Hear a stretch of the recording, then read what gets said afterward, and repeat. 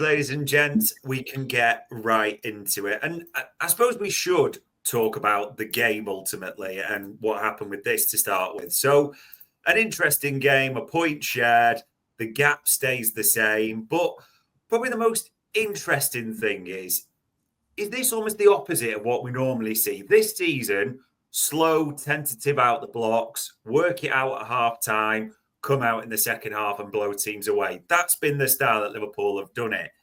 This was the opposite way around a little bit, wasn't it, yesterday? Yeah, I wonder whether kind of the atmosphere played a part in that it was, the guard of honour and the party mode around Anfield kind of gave them a little bit of a lift coming into it in terms of just, burst out the blocks and start quickly and be on the front foot. And they were definitely that. And I mean, it was kind of, I don't feel like we've seen a lot of that under Slot where it's kind of two goals in quick succession. That's kind of, in my mind, a very Jurgen Klopp type of thing. So, that was kind of a bit of a throwback, really. And you kind of thought when you go 2-0 up that there's every chance, and particularly because Jones has that chance straight after as well to make it 3-0.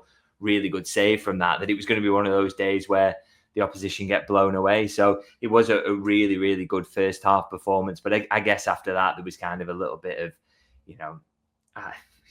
kind of complacency maybe setting in the second half after an acknowledgement that really, if Liverpool had desperately needed to defend that lead, I'm absolutely certain that they would have if, the title was on the line, there was any chance of Arsenal getting close. Even if it had been, say, a 6-point gap coming into this game, I think Liverpool would have won that game, no questions asked. But you just have that thing in the back of your mind that you're not desperately fighting for it. You're not putting your body on the line. And so that allowed things to maybe change in the second half. And I also, and I said this in my YouTube yesterday, huge credit to Arsenal as well, because it would have been so easy to fold. And I thought they showed great spirit and they were very good in that second half. So a combination of those factors is why you get two halves that were completely different, really. Yeah, they were just weirdly different. And you shouldn't be sort of belligerent about first versus second, what it means. But after that equaliser in the 70th minute, both teams just wanted the full-time whistle blown, didn't they, essentially? No one was really bothered. Like, everyone's got some pride. They would have just ended it if they could have done. Yeah, I guess so. Kind of shake hands on a 2-2 draw, 2 draws from the season, and kind of honours even in that regard. And that's it. There was significance in that result for Arsenal in terms of, I kind of compare it almost to, you remember the 2-2 draw against them a couple of seasons ago at Anfield where Liverpool were 2-0 down and Arsenal are chasing the title. And Liverpool fight back, don't they, in that game, and that gives them a platform for the next season. And maybe Arsenal will look at this game as kind of similar for them, is that this has been a forgettable season, but they fought back there. They proved that they're not as far off as people say, and maybe that gives them a bit of pride and something to take forward. And for Liverpool, gets the Chelsea defeat out of the system. They've shown enough in stages of the game that they are very good and absolutely deserving champions. And, it's all about getting through the remainder of this season, trying a couple of things, yes, but not getting any injuries and not putting too much on the line, I guess, really. And, the fact that they're not really training at the moment as well is, an indication that they're not putting absolutely everything into these games. But I think, we've spoken so much about, people might get frustrated about that. They should be winning every game. They're getting paid this, that, and the other. But we've spoken so many times about kind of the lack of rotation at times this season and players being driven into the ground a little bit. So if you have this situation where you've got 4 games between now and the end of the season and they mean nothing and you are already champions, do use them as a mini break, make your substitutions early, make some changes, do some things that you wouldn't do. Leave McAllister out of the side yesterday. Do make those decisions, because at the end of the day, another absolutely relentless season will be starting very, very soon. So, just make your calls now in terms of taking players off earlier than you would, not necessarily massively chasing the game, not giving everything to a defender lead, because you've earned the right to do that by storming the title. So we shouldn't forget that, really. Yeah, and you might actually get the benefit in the longer run and into next season as well. So, fingers crossed that scene. And for all the drama on the pitch, off the pitch, people almost forget there was some big calls involved. I mean, the big ones that the referee made, they were right. Marino should have gone, and Robertson's winner shouldn't have stood as well. Yeah, stupid for Marino, really. And I know Arsenal feel like they've been quite hard done by officials this season. And I would agree around a couple of calls, quite kind of unlucky maybe. And ones you've seen given or not given have gone against them. But, not all of those 6 red cards they've got in the Premier League this season are completely unjustified. And, if you play on the line and you're constantly battling, you're always in duels and you're lunging in for things as Mourinho did, you leave yourself open to getting cards. And I just don't know how you could have any complaints about that one, really. So I thought that was a spot-on decision, and Arsenal couldn't complain about that one. And that's something they've got to fix going into next season is discipline, because they do receive an awful lot of red cards, even plenty of which are justified. And also, the last-minute goal. I think that there's a clear push, isn't there? I think Canate nearly takes Lewis Skelly's head off. And then I actually think Robertson might have been offside from the header as well. Yeah. So a couple of reasons to disallow that one. And they got that one right as well. Yeah, no need for too much overreaction. But Ibu's go at rearranging Lewis Skelly's face, or Partey's face, it was quite interesting as well. So, probably all fair decisions on that. And players, we always focus Sorry, I didn't realise it was Partey. That probably makes it even better that he was doing that to him, to be honest. I think, people have got opinions on that. But for our players, the two left-sided players, and I'm saying left-sided because Luis Diaz was in his false 9 position as well, in a good way. We've got used to seeing these two scoring at Anfield this season and coming up with big goals, haven't they? They have had a good game, both goals, both Gakpo and Diaz yesterday. Yeah, absolutely. And they've been good throughout the season. I mean, the fact that you've got both now into double figures in the Premier League, we've spoken all season about how Mo's been dragging things forward, and there does need to be tweaks to that forward line in the summer. There's no question in my mind that it can go from very, very good to kind of elite as well. That work needs to be done in the summer to the front line. But, we shouldn't do down what they've got there. I mean, Gakpo, 10 Premier League goals this season. I think Luis Diaz, 13, if I'm right, with both those numbers. That's a very, very good return. It puts them in the top, the top few scorers in the Premier League, alongside having the top scorer in the Premier League. So they've been a very, very good supporting cast. I mean, the big problem is you would have wanted more from Núñez, you would have wanted more from Jota, and they've been both very disappointing, really, this summer, haven't they? But, at the end of the day, I think that those two lads can hold their heads high in terms of what they've contributed, and not Diaz particularly because of what he's been asked to do as well in the centre forward role, and done very well there. So, good goals from them again yesterday, but they've had very, very good seasons, I would say. Yeah, very good. Both, I think, 17 or 18 goals for one or the other overall. So that's really impressive as a combination. But you mentioned the main man yesterday. Will Salah almost be livid because he'll be thinking, like, how is Luis Diaz not giving me assist when I square it to him in the box? Point blank, just put it to a side. And you saw his reaction when Gakpo didn't just roll it across. He'll be looking at that and thinking, that was a goal and assist game for me, and you lot have blown it a little bit, won't he?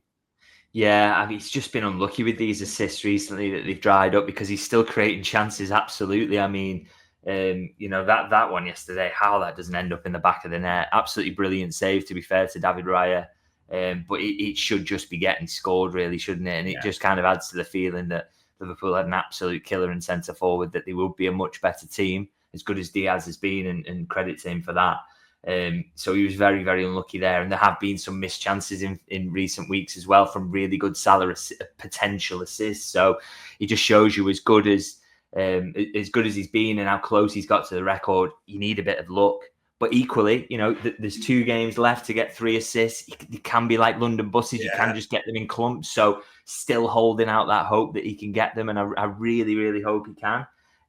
But you need luck, as I say, and you need your mates to be finishing them off. So hopefully he can get it. And I would say with Salah yesterday, he's crucial, isn't he, to one of those goals with the ball he plays in behind. Brilliant. So, his creativity is still absolutely there. Yeah, absolutely elite. But the other two, definitely worth a shout out. And another man that is worth a shout out, Robbo as well. I mean, it's not been the greatest of seasons, we can't pretend. But I mean, even thinking yesterday, it's a brilliant assist. He has a disallowed goal. He misses a great chance to win it anyway, doesn't he? Where you're thinking, just put it in. And then I think he spoke well in his post-match interview about the situation at the same time. Hell of a day for Robbo yesterday, wasn't it? Yeah, he's just a class act, I think. I mean, I think some of the stuff around how bad his season's been is a little overblown as well, personally, as well. I mean, I don't think he started the season well, but I think he's been pretty strong recently. And the fact is, he's been in the Liverpool side and been mostly the starting left back for a team that, has won the title at a canter and was well on track to get kind of 92, 94 points at the point they won the league. So a really good winning total. So you just cannot carry a complete liability at left back in a team that's winning that frequently. It isn't possible. You get found out. So the extent to which he's had a poor season, as I say, I think is a little overblown. And I just think he's been, he's just a fantastic servant, great attitude, full of energy. He's got quality. I mean, that's his first Premier League assist of the season, but that's a joke, really. That again shows you that assists there's so much luck involved and so much you need people to finish them off, because his crossing is still there.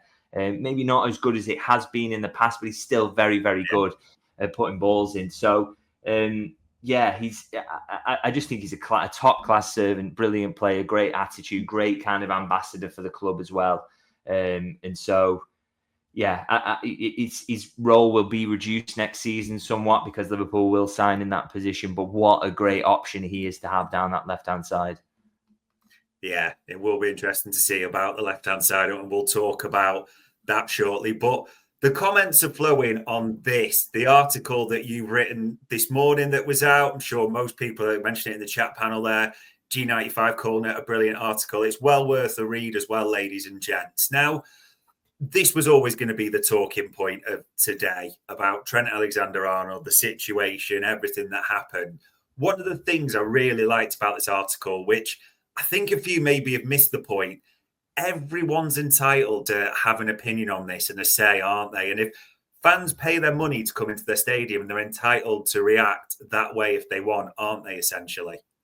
Yeah, this is exactly it. I mean, I know from personally, I think if I was in the cop yesterday rather than in the press box, I maybe would have.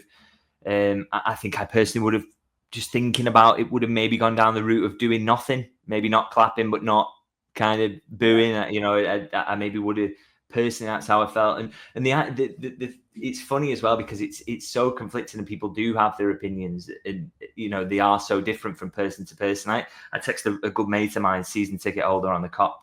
He was there yesterday with his two brothers. They're all three of them hold season tickets, sat next to each other.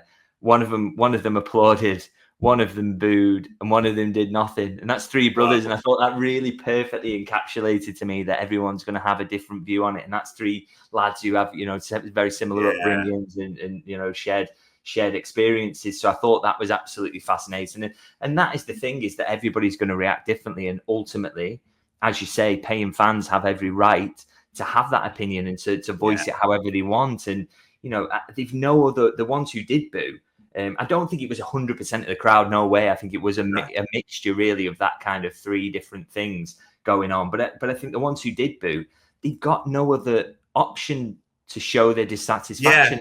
Boo from the stand. What else is he supposed to do? Because I doubt he's reading his Instagram comments at the moment. And I'd advise him not to as well, by the way. So, and ultimately a boo is kind of, it's all a bit pantomime, isn't it? It's not, the worst thing that's ever happened. We've seen quite a bit of pearl clutching about it. So I just think fans are entitled to that. And for all the reasons I set out in the piece as well, in terms of why they would be frustrated about that, because I certainly understand the frustration, even if maybe personally I wouldn't have booed, I'd have gone a different route. I absolutely understand why people are annoyed, 100%. So I just tried to put all that down in the article, really, to express why that frustration is there. Because what we're seeing a lot of is not just people disagreeing with how it was expressed, because I know there's disagreements among the fan base itself in terms of how it was expressed, but people saying they shouldn't be annoyed at all. That to me is complete nonsense, really, and I totally reject those suggestions. So just kind of wanted to write that all down, really.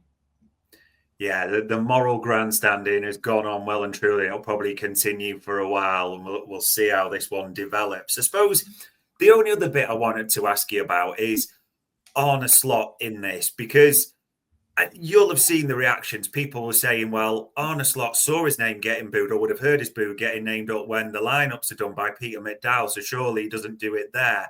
Others saying, well, Arne Slot's job is to win games of football for Liverpool and doing that.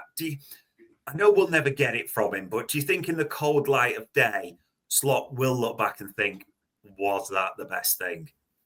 Yeah, I think he should do. And I do think it was a mistake at the end of the day, because, he can say post-match and it's a fair point of view in that, his job is to try and win the matches and to get the best player on the pitch, which, Trent Alexander-Arnold is absolutely one of those. He's a class player who can win you a game, but it just created such a circus and a distraction and a toxic atmosphere that wasn't conducive to winning a football game, that I think his quality was overridden by the effect he had on the atmosphere and what that did to the team and the confusion it caused. So I actually don't think that substitution helped him winning the game. And, this is not just kind of me saying this with hindsight either. And, people can choose not to believe me or whatever. I'm trying to maybe make a point, but I spoke to Joycey pre-match. We were just having a chat about the match and the situation around it. And I said to him, if there needs to be a right-back substitution in this game, and there probably will be because of Conor Bradley, you got to manage him, got to be careful.